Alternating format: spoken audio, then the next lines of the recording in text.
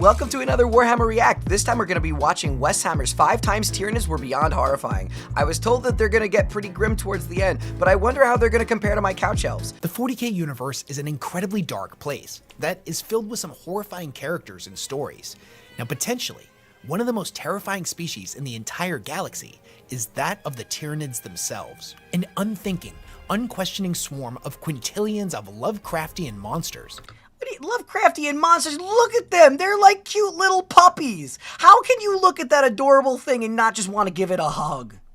That descend upon unsuspecting worlds and strip them of all life, rendering everything organic into a slurry of biological matter that they can then use to create more monsters. To say that the Tyranids are horrifying is a massive understatement. No, okay, let's be real. It's an overstatement. They're not terrifying, they're cute.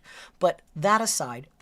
Yeah, no, it's not a phone that you're talking about. Yeah, no, I'm very grateful that my chat on the screen that will be in the YouTube video, they can't see what that is. It just shows text, which is still bad, but it doesn't show the emote, thankfully. Thankfully.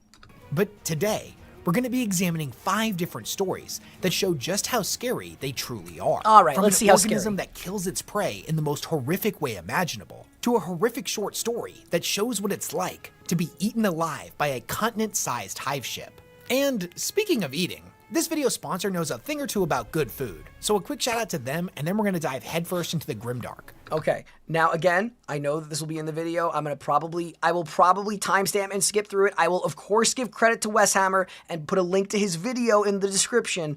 I will probably skip over the ads just because I don't think my viewers really want Factor, but if you do, if you guys want the product, go use this code. Right? I think that's totally fair, right? If you guys want the product, go use the code. The terror of the Malanthrope. So to kick this video off, we're going to start with something that isn't exactly a story. It's more a specific Tyranid organism, one whose description is absolutely chilling. So the Malanthrope is a relatively newly discovered Tyranid species.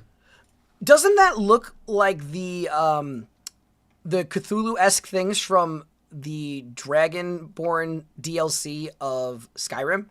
You know, the ones that are sitting in the library? They look just like that. They remind me of it almost to a T. She's often confused with its smaller cousin, the Zoanthrope. It is a bizarre creation that seems to serve the purpose of collecting and organizing different forms of genetic material for the hive fleets. It does this in order for the fleet to gain new insight into how to create ever more horrifying new bioforms. They take the role of a battlefield researcher or scientist, rather than a warrior species, much like how the Drukhari homunculi will often take to the battlefield in search of new specimens. Can we just also stop and appreciate just how insanely detailed the figures are for the Tyranids? Like, that is insane. Why can't my Drukhari be that pretty? Like, that is ridiculous level of detail. To take back to their hellish and depraved laboratories for experimentation. No one really knew these things existed for the longest time, because their role dictated that they would only appear when the Tyranids had been successful in their attack. If humanity was able to fight off the Tyranid invasion, then there would be no reason for a Malanthrope to appear, meaning for centuries, anyone who witnessed one of these hellish creatures didn't survive to give a report.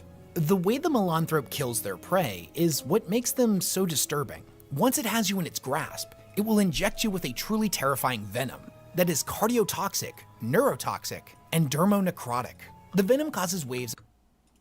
So it stops your heart, destroys your brain, and melts your skin? Lovely. Of excruciating pain to pulse through the victim's body and eventually completely disable them. The Malanthrope then takes the unlucky creature into the bloated sacs around its torso, where the victim's genetic material will slowly be extracted and processed. I'm sorry, what? To be captured alive by one of these creatures is to be subjected to a horrific and painful existence. And worst of all, not be allowed to die, as it slowly digests you and tears you apart molecule by molecule, atom by atom, every individual piece of you being absorbed and cataloged. You can think of the Malanthrope as a living organic jail cell that's also part torture chamber and research lab. This is like if you took a victory bell from Pokemon and combined it with an Iron Maiden and a perpetual ability to never let you die. That is, oh my god. Any given time, it can have dozens of different victims inside the mini sacs covering its body, each one slowly being absorbed. The worst part about being captured by one of these things is to know that you will face untold agonies without even the hope of death to give you comfort, as to have been captured by a Malanthrope means that there are no defenders left alive that could possibly free you from its clutches. The unknown prisoner of the xenos beastarium. Okay, before we even get into this part,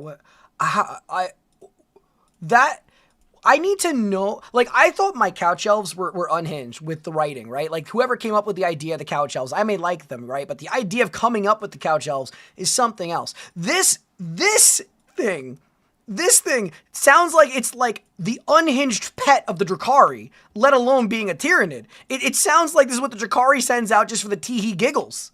But what the heck? It puts you like, it's like tee-hee puts you in a Ziploc bag with acid cutely. Within the infamous Xenos Beastarium of the Death Watch are held captive aliens that have been kept under lock and key in order to be better studied. These prisoners are relentlessly subjected to invasive tests by the members of its apothecaria, whether that be through dissection and examination, to learn the anatomical secrets of how to better destroy members of their species in the future, or to be released into the hunting grounds for the Death Watch to hone their skills against. This is a dark and secretive place, where any secrets an alien may possess will be extracted from it by force. Over the years, the Beastarium has housed hundreds of thousands of different aliens. I do have to ask this. What is it about the Warhammer universe and extracting things? Because every single species in Warhammer seems to extract, minus the orcs, seems to extract things from you. Like, they just straight up just be like, tee-hee gonna eat your brain, tee-hee gonna catalog you in my little book, tee-hee steals you cutely and puts you in the British Museum. Neat thing about Tyranids is some of the individual organs of the Tyranid creature are complete life forms by themselves. Like, if your liver was a crab, so that's like the cell. Because, like, with the mitochondria being a different bacteria. That's a cool idea. And each and every one of them has been categorized by different threat levels, spanning from infrared to ultraviolet. The Beastarium is home to an unparalleled level of knowledge, and thus, Inquisitors are known to frequent here in order to gain valuable insight into their own investigations. Amongst the various holding cells within the Beastarium, one of them seemingly remains empty, but has been placed at threat level ultraviolet, indicating that whatever is inside is considered by the Death Watch to be one of the most dangerous threats in the galaxy. Okay, so again, for people who hate pausing, I am sorry that I'm pausing so much. What is a threat level ultraviolet? I'm assuming it's kind of like the concept that we have, right, with DEFCON, but like, is it like red is bad, but now you guys have stuff that's even worse than red in the 40k universe? Because I actually don't know. So, danger, highest threat, big bad, the highest threat level, top of the top. Oh, is how many threat levels are there? Is it like a massive spectrum, or is it just like 5 things? Is it just like, because I'm more curious of like, is it like 30 different threats, or can you guys name the threat levels to me in chat? Too many? Okay, gotcha. It goes from infrared to ultraviolet. Okay, thank you. It is kept in Zone Violet, which is maximum security taken to a whole new level. A breach of this area would be absolutely catastrophic, and the nightmarish monsters that can be found here can never be allowed to escape. Whatever this thing is, it was captured on the sometimes described as haunted world of Jove's Descent in 814 M41. A Deathwatch kill team had gone to the planet to investigate numerous suspicious disappearances. They set up a stasis trap in an area they believed was the logical hunting ground of whatever was responsible for the disappearances.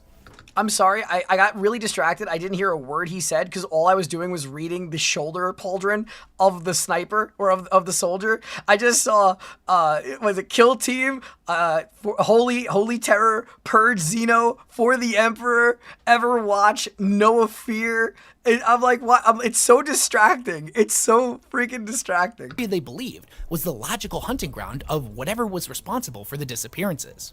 Several days later, they returned to find that the trap had been sprung, and it registered that something was in fact inside of it. However, upon investigation, the Deathwatch kill team could detect no creature inside of the stasis field. Puzzled, they sought to determine if there was a malfunction with the trap's machine spirit, but everything seemed to be fully operational. The kill team transferred it unopened to the Xenos Beastarium for further study. Even upon expert examination, whatever was inside was completely invisible and unable to be detected by even the most sensitive equipment that the Deathwatch had. I need you to think about how horrifying that idea is, right? They're smart enough to not open it and check, but there's something inside that nothing you have, even though it's a confined space, you know something's in there. You can't see it. You can't sense it. You can't find it in any way, shape, or form. That is some horror movie ass shit right there. To be safe, the trap itself was sealed inside one of the cells and placed under maximum security. It was then that the trap was intentionally allowed to fail in order to bait the creature out. This, however, proved to be unsuccessful, as whatever was inside was exceptionally cunning and intelligent. They theorized that it was most likely a member of the Tyranid species, based upon the planet's location in space, and that it was likely a form of lictor or gene stealer, which had absolutely perfect camouflaging abilities, chameleonic powers that are believed to be psychic in nature. Whatever this thing was, it was somehow able to prevent the human mind from registering its presence when viewed directly, or through even the most fine-tuned augers and sensors that the Imperium possessed. They theorized that it was also possible that whatever was inside had evolved to be able to literally phase in and out of existence, which, if true, would give the creature the ability to walk unhindered through solid walls. If that's the case, could it get out of the trap? If it just wanted to just walk through it? I hate that. Meaning that the trap itself, and even its holding cell, would be viewed as a childish and primitive construct to this entity. That it remained inside of its cell simply for its own amusement. Oh, that's Paranoia horrifying. on what this thing was, or if there even was anything inside the trap at all, had grown more fevered over the years. Many members of the Death Watch have volunteered to sacrifice themselves, willingly entering the chamber unarmed to bait the creature into attacking them. But as of today, the Chamber of Vigilance is still weighing its options on what to do. Before we even get into this next one again, that is so scary. Like, as far as like that is such a, I'm sure they've already written a book, right? Or they're going to write a book about that. That sounds like such a great book, and the greatest punchline ever would be if there was nothing in it at all. That all the paranoia and all the fear was strictly around nothing, and it was literally a malfunction. At the end of the day, there was nothing there, and they go through all these crazy level fears. It's in ultraviolet, and it's nothing. Doom of Malan'tai. The creature known as the Doom of Malan'tai was a uniquely adapted Tyranid zoanthrope that managed to bring down an entire craft world, mostly single-handedly. And the way it did this is not only terrifying, but has enormous implications on the future of the Tyranid species. Dude, this thing straight up is like the Ripley's alien. Like, it literally looks like it here. But the fact that they took out the ship by itself just makes it gives me that vibe from like Romulus. So first, a little backstory on the craft world of Malanthai itself. So the craft worlds of Malanthai, Iandan, and Idhare had formed an alliance with one another. They encountered a splinter of Hive Fleet Behemoth that would later become known as a Hive Fleet in its own right, Hive Fleet Naga, or the Endless Winding Serpent to the Eldar. It had encroached on one of the largest and most prosperous of the Exodite worlds. The three craft worlds sent fleets to help them fend it off, but when they arrived, the planet had almost been completely overrun. Its world spirit had been consumed, and most of its population was already dead. Determined to enact their vengeance, they launched an all-out assault on the greater bioships, for it was believed that if those ships were destroyed, the rest of the fleet would not be able to function. Even though the Eldari took enormous losses, they were eventually successful. The bioships were destroyed, and all of the smaller Tyranid vessels became uncoordinated and reverted back into an animalistic nature. I'm not gonna lie, the bioships are straight up like, what is it called? Necronomicon stuff, like Lovecraftian, that's what it is. Over the coming years, the united force of Eldari would dedicate themselves entirely to cleansing the sector of all of the leftover Tyranids, eventually believing and celebrating that they had been completely wiped out. And although for the Eldar, this was a bittersweet moment of celebration, it was ultimately premature, as the Eldari of Craftworld Malan'tai would suffer a truly horrific fate. They brought him For on ship. although it seemed Naga had been completely wiped out, there remained a lone and wounded bioship, which would launch a bundle of myetic spores towards Craftworld Malan'tai in a final act of animalistic hatred and malice. Once embedded into the craft... I do love that so many actions in Warhammer 40k are really, really just the culmination of I hate you, F you, I don't care if I don't win, just F you. World surface, the spores would unleash untold waves of Tyranid horrors. Although not a huge fighting force in its own right, any amount of Tyranids suddenly appearing where they're not expected is a critical situation. The Eldari aboard the craft world dedicated all of their attention to hunting down the largest creatures, as they posed the greatest threat, and it was believed that they would have the strongest link to the hive mind. This, however, was a fatal mistake, as these creatures were nothing but a distraction from a far more terrifying entity, a single zoanthrope, that would later become known as the Doom of Malan'tai. Now, a normal zoanthrope is scary enough. They're a specially designed Tyranid organism created from harvested Eldar DNA. They're basically a giant floating brain. So, a zoanthrope literally is just a mass of like Eldar psyker powers just turned into a Tyranid mess? Okay.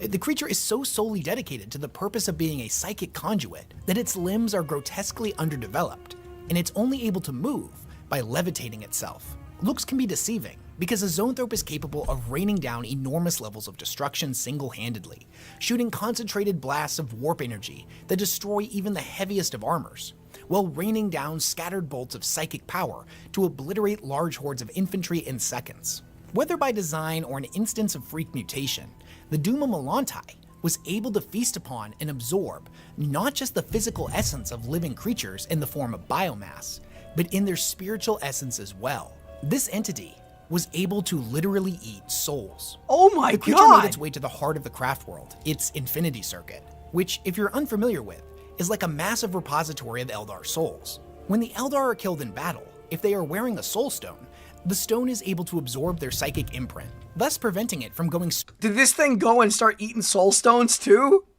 Screaming into the warp, where it would inevitably be devoured by Slaanesh. If their allies are able to get the stone back to the ship and plug it into the infinity circuit, then the spirit will be able to roam freely through the wraithbone structure of the craft world. The collective spirits of the Eldari dead act like a massive reservoir of psychic energy, but also as a guiding force for the living, as the group consciousness of ancient Eldari can offer wisdom and guidance to their kin.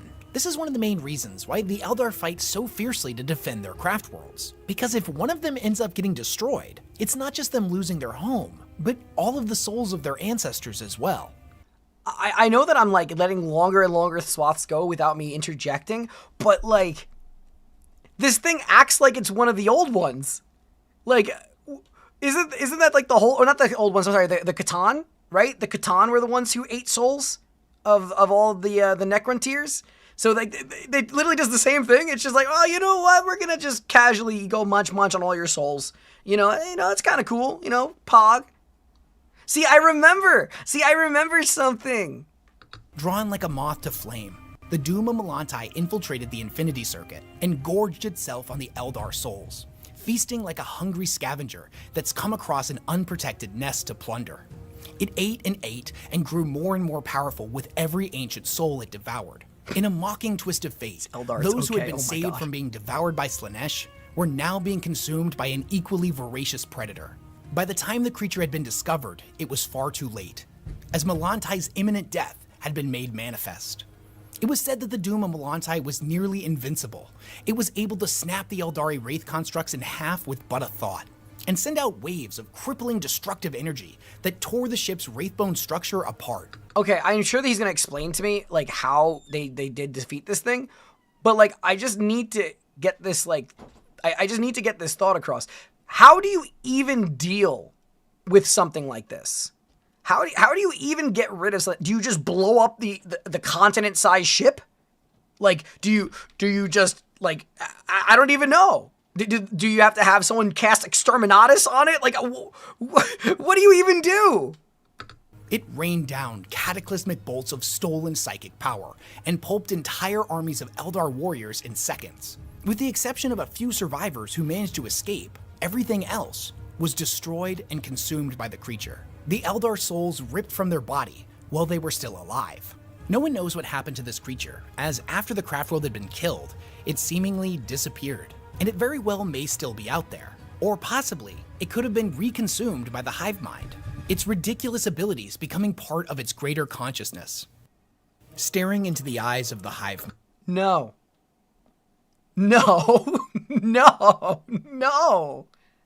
mind. The The battle known as the Devastation of Baal was when Hive Fleet Leviathan had made its way all the way to the homeworld of the Blood Angels, in one of the most devastating invasions the planet had ever seen. This is all detailed in the appropriately named novel Devastation of Baal, so I definitely recommend checking that out if you're a fan of Blood Angels or Tyranids. The novel itself isn't necessarily scary. It's a good old-fashioned Space Marine war story, but there was one scene in particular that I found uniquely unnerving. During the invasion, the Blood Angels are attempting to set a trap for the Tyranids. They have constructed a moat around a fortified position. No, but here's the question, right? Like, with how much the Tyranids have consumed, I'm assuming people at this point, they probably understand battle plans. How are they going to actually lay out a trap for Tyranids? And I'm sure the answer is going to be like, they don't tee-hee-ha-ha. But like, why would they even think that they're going to trap them? And have filled it with what they refer to as thirst water. Thirst water looks like ordinary water, but it hides a much more terrifying property. For you see, it isn't water at all. In fact, it's alive, composed of quintillions of individual organisms. The thirst water lures in its prey with promises of offering refreshment, and as soon as the victim touches it, it begins to consume them, immediately sucking out all of the moisture of the creature, killing it in a pretty horrific manner. The nature of thirst water is still unknown, whether it was native to Baal Secundus. Are you telling, how is it that everything in Warhammer 40k just kills you? Even the water kills you! An ancient weapon of the Dark Age of technology, or a xenos creation that had gotten loose. Whatever the case, the Blood Angels had gathered all of it that they could find, and were keeping it secure on Baal. The thirst water's exact nature made it difficult to study, but it was obvious that it was one of the system's most deadly substances. If the thirst water had managed to escape, it would seep into the sands of Baal, separating into infinite organisms that would spread across the planet and wreak untold devastation. The idea of using it as a weapon was unthinkable. But this was Baal's darkest hour. The battle that was taking place around the sanctuary was of an unconceivable scale.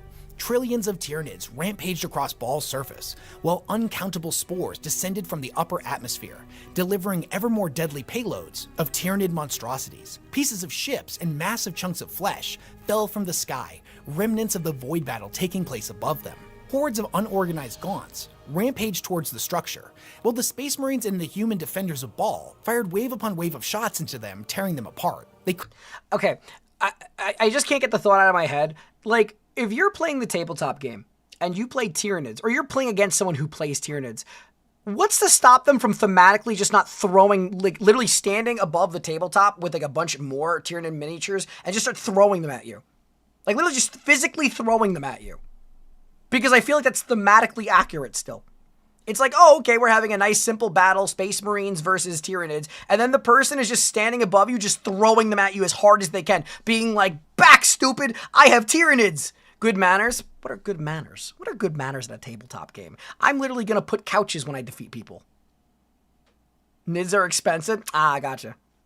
Couldn't allow the lesser probing Tyranids to reach the moat. It would ruin the element of surprise, and thus the advantage that the thirst water would provide them. As more and more of the larger Tyranids showed up, the unorganized frenzy of the Gaunts slowly got more and more disciplined, as the hive mind's influence grew stronger and stronger. Instead of a random pattern of attacks, the swarm grew larger and more sentient, its tendrils reaching out and probing for weakness. Their numbers formed into solid ranks in their tens of thousands, moving as one towards the perimeter, marching over the destroyed bodies of the other Tyranids. Eventually the Tyranid numbers reached a critical mass, and the Blood Angels gave the order for everyone to fall back into the sanctuary. The moment was at hand for the thirst water trap to be sprung, a wall of Tyranids so thick that it was impossible to tell where one creature ended and another began, pressed up inches from the moat. But they didn't pursue. Something was wrong. The chaplain pressed forward, standing in defiance of the Tyranid horde, and shouted at them, "Xenos, I am Ordomale, Paternus Sanguinus of the Blood Angels." Okay, couple things. One, armor, absolutely awesome looking. Like, absolutely awesome looking. Like, god damn. Second of all, why are you trying to talk to the Tyranids? They don't care. They just want to eat you. They just want to nom nom. You just want, like a little tasty Space Marine. Put you in a little Ziploc bag with battery acid. Second only to beloved Astaroth the Grim. Fight me. By the blood, come to my Crozius and accept my blessing. The Tyranids were only about 300 feet away and were separated by the moat. They stood motionless and unblinking. Beneath their feet was a collecting pool of Tyranid blood that was inching closer and closer to the thirst water. Among the sea of infinite gaunts, one stood aside, looking down, watching the blood with suspicious curiosity. It then looked up directly into the face of the chaplain, their eyes meeting. He had stared into the cold black eyes of thousands of these creatures before, but none of them met his gaze quite like this one. Something was deeply wrong with this gaunt. There was something attached to this creature, something truly ancient, as intelligent as it was cruel. The chaplain was staring directly into the eyes of the hive mind itself. I would assume that you would die. Maybe I'm overestimating what peering into the hive mind would do. I would just assume you would die. A very, very grotesquely terrible death. An ancient alien god of impossible intelligence and infinite cruelty. A being that could control infinite swarms of Tyranids across infinite battlefields had chosen to stare out of the eyes of this single gaunt. The impossible weight of its presence pressed on the chaplain's psyche and made him reel. If he had been a lesser man, staring into the eyes of a god like this would have driven him instantly insane. Okay, that's what I figured. But the chaplain was no lesser man. He was a space marine, and he knew no fear. He raised his bolt pistol and fired a single shot, causing the gaunt's head to detonate. The death of the gaunt was the pebble taken from the dam that causes it to collapse. The hordes of Tyranids fell forward in screeching thousands, pushed on only by their instinct to kill and the weight of the massive horde behind them. They plunged into the water, dying, shrieking in their thousands, their chitinous skeletons surfacing momentarily. Okay, here's a question for everybody that I'm very curious about. Slightly unrelated, but I need to know, and this will be for the YouTube video too in the comments. Do you say chitinous or do you say chitinous? Because I have always been led to believe it is chitinous, not chitinous. As a bleached bone reef before sinking back down. The moat nearly filled with Tyranids, but in the end, the Blood Angels managed to survive, as the majority of the Tyranids were killed, while many of the larger beasts. What is that? What is that thing? Sorry, I know that I just paused and then repaused, but what is that thing? That is so cool. That shit is some Cloverfield-ass stuff right there. Oh my god. Ended up falling back. The battle had been won, but the war for Baal was long from over. So this moment, where a space marine stared into the face of a god, this ancient alien creature, looking at him with nothing more than idle curiosity, an insect, a specimen that, compared to itself, was utterly pathetic and insignificant. Now, maybe I'm reading too much into this moment, but to me this represented that true alien Lovecraftian horror that encapsulates the Tyranids so beautifully, that this universe is brutal, alien, and ultimately unforgiving, that there are impossible intelligences out there, obscured by the void of space, entities so utterly alien that they are completely unrecognizable and incomprehensible to mortal minds. Truly ancient beings of impossible power and eldritch horror that see us as nothing more than an oddity to be consumed. That the true nature of the Tyranids and the hive mind is so utterly alien and inconceivable that there is no way to relate or even begin to process them. That the great empire of humanity are thousands upon thousands of years of innovation, history, culture, and conquest. Our remarkable feats of technological advancement and the countless strides we have made to taming an uncaring universe. Our individual unique stories, as well as the greater epic that is the journey of the human race as a whole, is nothing more than food for the swarm. I am curious, like, I'm assuming they have never made more elaboration on the hive mind in books beyond what we're hearing here? Because, like, I would love to know more about the hive mind. I think the hive mind is really fascinating. Like, really, really fascinating. So I'd love to learn more about how it works versus, like, what it's doing. But I'm assuming that it's going to kind of stay one of those mysteries kind of forever when it comes to the Warhammer universe. It's like one of those great unknowns that make it appealing. In the eyes of that gaunt, the Space Marine saw something terrifying. Not anger, wrath, or even murderous intent, as those are human emotions. In the wake of untold devastation across infinite battlefields, this creature, who had killed and consumed untold trillions, in its eyes, the chaplain saw only uncaring indifference. The unknown, the utter inability to That comprehend is something creepy like as hell this, to look at. is what makes the Tyranids so terrifying to me. Eaten alive by a hive ship. What? To close this video out, I want to share with you a passage from the novel The Last Hunt by Robbie McNevin. Robbie managed to capture something that we don't often get to see in the 40k universe: true, unrelenting horror. The Tyranids are absolutely horrifying, but unfortunately, it's often made difficult to truly appreciate that, as these stories are normally told from the perspective of superhuman warriors, clad in power armor. Even when it's told from the perspective of a guardsman, they're normally highly trained men and women, at the very least equipped with military-grade weaponry. This particular passage has none of that, and shows just how horrific the Tyranids truly are. The story depicts what it Yes, because the little Ziploc bags of battery acid storing you in there as it melts your brain and keeps you perpetually alive suffering really doesn't display how terrifying they actually are. It takes whatever this is to really show you how scary they are. it's like to be eaten alive by a Tyranid hive ship. Now, I don't normally do this in my videos, but I am gonna offer a bit of a warning here. This story is kind of disturbing. What? And kind of messed me up for like a whole day after I read it. What? What? There's another take on the hive mind in the Ultramarines book. Chief Librarian Tigerius connected with it and almost died. It hates us. Oh. Also, thank you very much, Synth. That was very sweet of you. I'm gonna read the passage in its original writing, but I have omitted some of the more graphic depictions. And with that out of the way, let's get into the grimdark. The Vanguard Xenos bioships had passed by. JUF D-19 Rimward was now at the heart of their fleet, and compared to the organic drones that had quested around the main swarm, the true organisms of the hive fleet were behemoths. Davrik's mind struggled to comprehend what he was seeing, as he took in sheets of pockmarked chitin the size of small continents, and toothed orifices the size of cities. What? The thick clusters of tendrils along its flank and underbelly writhed in the solar winds, while its maw was encompassed by two great, wicked, beak-like bone plates. So the ships are alive. I mean, we kind of figured that with how they're bio ships, but like, do they just work like a normal Tyranid unit? That looked as though they could have sheared an Imperial capital ship in half. And the worst thing about this nightmarish Leviathan was that it was coming straight towards the auger station. "Oh God, Emperor," Ankum stammered over and over. Corday was quietly sobbing, his head in his hands. Serene just stared, the image on the view screen reflected in her wide, dark eyes.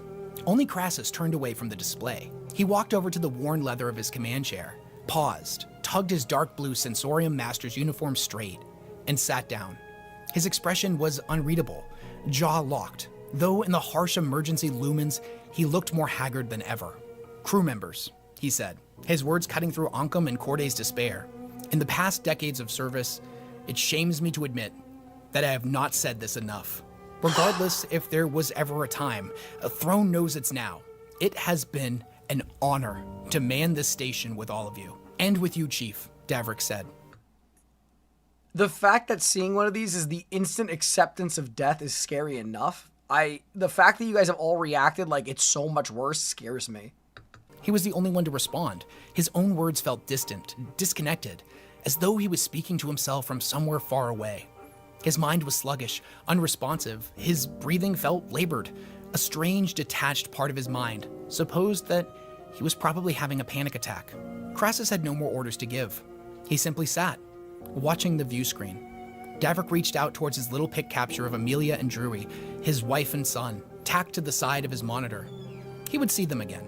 Someday. He was sure of it. Yeah, A fresh sure. surge of stuttered oaths from Ankum distracted him before he could pull the pict off the side of the display. The Tyranid bioship had filled the view screens. Even as the stunned crew watched, the monstrosity's great hooked chitinous beak split apart. The maw yawned wide, impossibly wide, wide enough, Davrik was sure, to swallow one of Darkin's moons. Its shadow fell across the auger station, blotting out the lights of the stars. The ship ate a moon? Excuse me? I thought that was gonna eat their where they were. We just ate a moon in front of them first? Just casually? Just casual appetizer have a moon? No? Okay, because it sounded like it ate a moon. Oh, wide enough to swallow a moon. Hyperbole. I get you. They were being... Okay, I misunderstood for a second. I thought that it was saying that like it casually ate a moon in front of them before it was going to eat them. Okay, it was speaking in hyperbole. I understand. The structure around them seemed to shudder, as though its terror matched that of its crew. The view screen now showed nothing but static-washed darkness. The bioship had swallowed them whole. Corday had slumped on the deck, shaking and weeping uncontrollably. Crassus was looking down into his lap, knuckles white, where he gripped the arms of his chair. Oncom had finally stopped gibbering. Serene, he managed to say, looking over at the augur analyst. Serene, there's something I need to tell you. She continued to stare at the now blank view screen. A sudden impact threw all of them. Davrik found himself spiraling across the deck, almost on top of Corday. Before we continue, I have to ask you guys, on a scale of 1 to 10, how bad does this get? I'm just curious now. Right now it seems more sad. How bad does this actually get? 20. 11. Is 11 an op... 20... What? How is it going to snowball from this?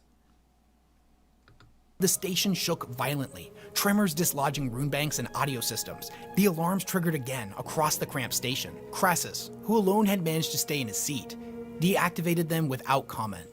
The view screen had gone offline completely, showing nothing but gray static. They're going to board us, Ancom stammered, as they picked themselves up. Any response was lost in another jarring impact. The station's frame shrieked in protest at the stresses put upon it. With their systems scrambled and broken, it was impossible to tell exactly where they were, or what was happening outside. The station seemed to settle slightly, the sounds of tortured metal reduced to a low creak. They all scanned the ceiling, looking for any sign of a breach. Do you hear that? Serene said. It was the first time she'd spoken since seeing the bioship. They all listened, breath held, straining to hear over the groan of adamantium and Corday's muted sobs.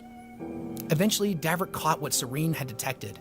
A faint, scratching, scrabbling noise, as though someone, or something, was scraping across the outside of the hull. It mirrored the scratching, tormenting all of them from inside their own skulls. What? They're on the hull, Davrik said.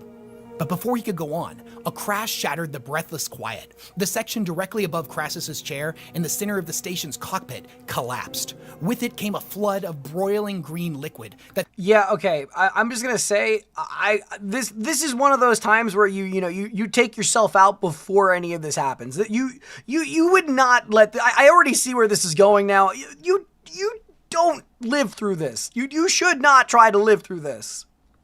Struck Crassus just as he looked up.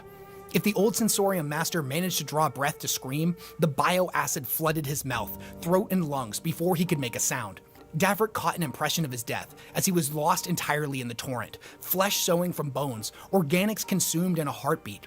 The rest of the crew recoiled, but too slowly. Serene, nearest to the center of the cockpit, was struck by the acidic spray. Her hands went up to her exposed face, and her screaming filled the claustrophobic space. No, Oncom wailed, lunging across his bench to catch the augur analyst as she collapsed. He managed to drag her hands away from her face, and he recoiled. Google Hive ship 40K, knowing they can birth trillions of Tyranids and a hive fleet is billions of... I hate that. Thank you very much for the super chat, but oh my god, I hate that. Still, she screamed. Oncom doubled over and was sick. Davrik, whose station was furthest away from Crassus's chair, scrambled back on top of his bench as the flood of acid spread across the decking plates. Serene had collapsed into the rising swill, her body coming apart. Ancom tried to push himself against his vox banks, but was sick again and collapsed. The bugs got to him before the acid did. There were insects in the hissing, steaming slime, writhing, sightless maggot things with hard black shells. They swarmed around the discolored vomit-like biomatter. The air full of the susurration of their passing as they swiftly covered the deck, the cogitator stations, workbenches, and walls, riding the rising tide of acid.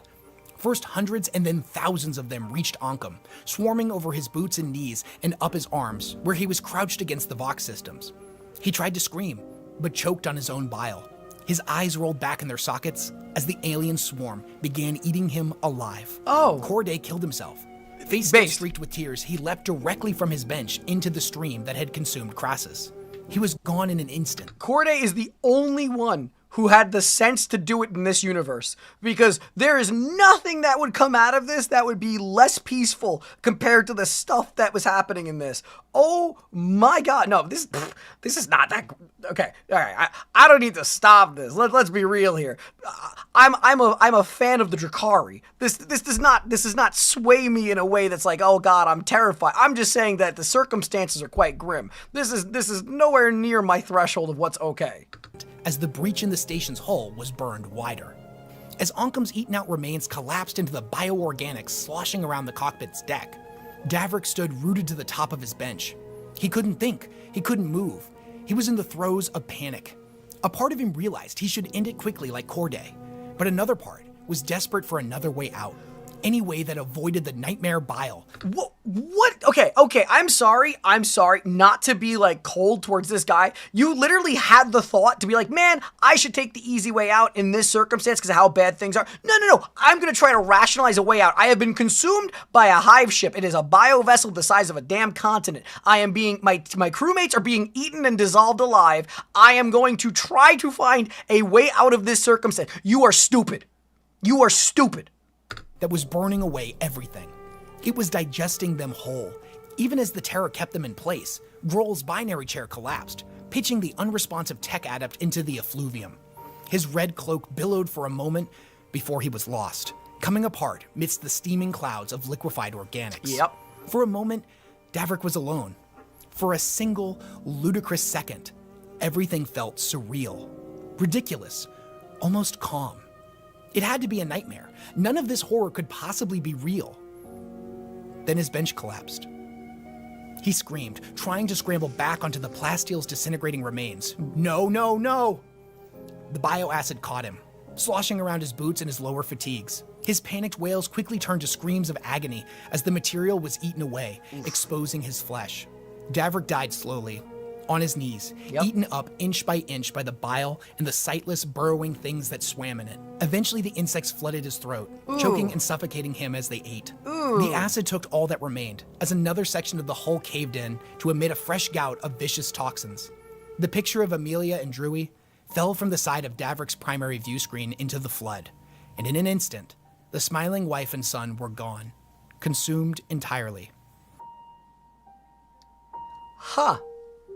Well, that was a lovely experience to learn a little bit more about the Tyranids. Will I say that they're still cute little cuddly little bears of fun? Probably not. But ironically enough, I think the first example he gave us was way scarier than the final one.